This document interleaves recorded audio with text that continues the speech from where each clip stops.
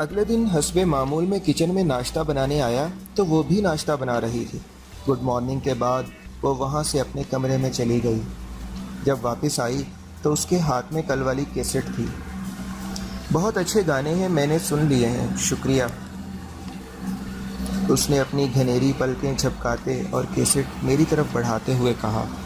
मैं थोड़ा हैरान हुआ कि इतनी जल्दी क्यों वापस कर रही है। मैंने कहा, आप इसे रख लें, मेरे पास ये स्पेयर कॉपी थी, इसे रख सकती हैं। मैंने दोबारा कहा। जी? उसकी गहरी स्याह आंखों में चमक सी थी। जी जी बिल्कुल, ये आप रख लें। मैंने फिर अपनी बात दोहराई। ओह शुक्रिया। उसके गुलाबी लब थरथराए। फिर वो अपने कमरे में वापस चली गई। मैंने गहरी सांस खारिज की और मेरी मुस्कुराहट भी गहरी हो गई। अब बात आगे बढ़ सकती है। मुझे अजीब सी खुशी हो रही थी। मैं शाम को कमरे से बाहर निकला तो चंदा अकेली बैठी थी। तारिक शायद कहीं बाहर गया हुआ था। मैंने उसे मुखातिब करके कहा, मेरा एक काम करोगी? ये सुनकर वो कुछ हैरान होने के साथ साथ खुश भी हुई, क्योंकि मैं उसे नापसंद करता था और कभी उससे इस तरह बात नहीं की थी। वो खुश होते हुए बोली, जी कहिए, क्या काम है? तुम पुष्पा के बारे में जानती हो? मैंने पूछा। नहीं, मैं नहीं जानती, लेकिन अगर आप कहते हैं तो इसके बारे में मालूम करके बताऊंगी। हाँ, मुझे ज़रूर बताना। उस पर चंदा ने हाँ में सर हिलाया तो मैं मुतमईन हो गया। अगले दिन उसने मुझे बताया, पुष्पा की श्रीलंका में किसी से मंगनी हुई है, 2 साल बाद इसकी शादी है, अभी तक अकेली है, इसका कोई बॉयफ्रेंड भी नहीं है, बहुत अच्छी, मासूम और कम गोसी लड़की है। इस पर मैंने चंदा का शुक्रिया अदा किया। फिर मैं सोचने लगा कि आखिर मैं पुष्पा के बारे में इतना कॉन्शियस क्यों हो रहा हूँ, क्यों इसके बारे में सोचता रहता हूँ। मेरी समझ में नहीं आ रहा था कि मैं ऐसा क्यों है।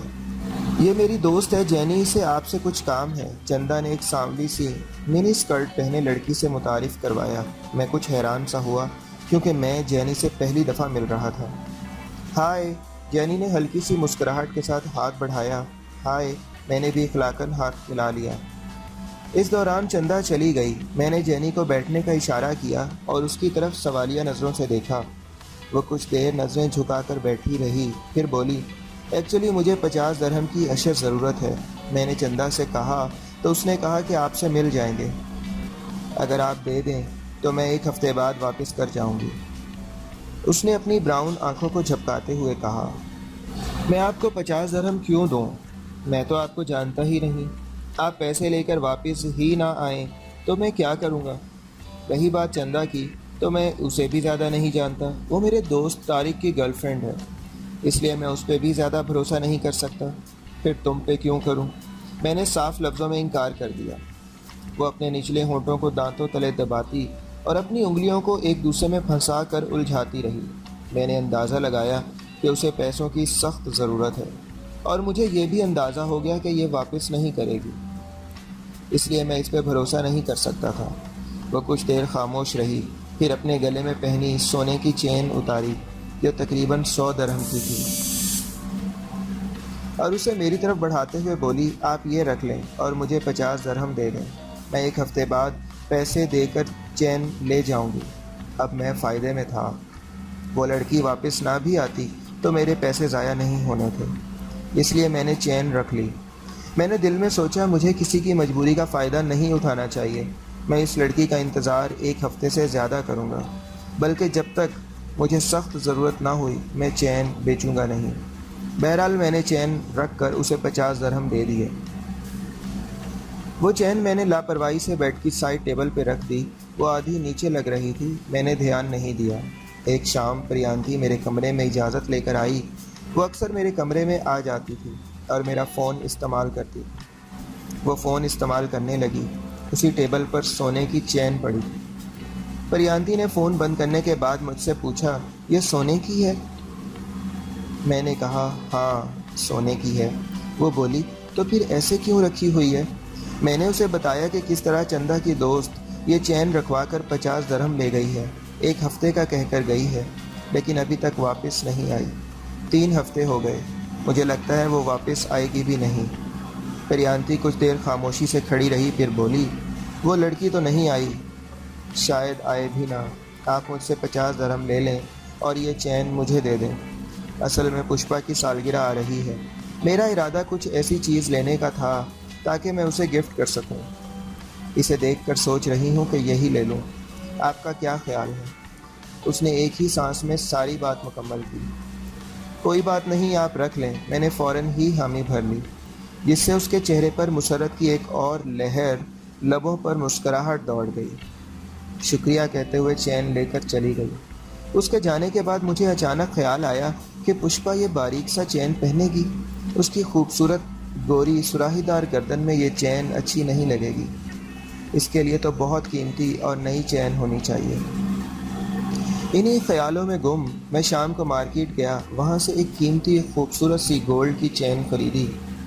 जब मैं वापस आ रहा था तो पुष्पा के बारे में सोचता रहा। उसके लिए चैन लेकर मुझे एक अनजानी सी खुशी हो रही थी। घर पहुंचकर मैंने उसे संभाल कर रख लिया और अगले दिन का बेचैनी से इंतज़ार करने लगा। अगले रोज़ हस्बे मामूल हमारी किचन में मुलाकात हुई तो मैंने कहा, पुष्पा, तुम्हें प्रियांती ने कोई चैन दी है? उसने कहा, जी दी है। मैंने कहा, वो लेकर आओ। उसकी आंखों में हैरानगी सी सिमट आई थी, लेकिन वो कुछ कहे बगैर चली गई और चैन लाकर मुझे दे दी। फिर बोली, आपने चैन इसलिए वापस ले ली है कि हमने इसकी कीमत अदा नहीं की? मुझे इसकी मासूमियत पर ढेरों प्यार आया। फिर उसकी झील सी आंखों में पानी ठहर गया था। ऐसा लगा जैसे गहरे समंदर की लहरों में एक पल के लिए ठहराव सा आ गया है। कुछ पल तो मैं भी इस मंजर में खो सा गया।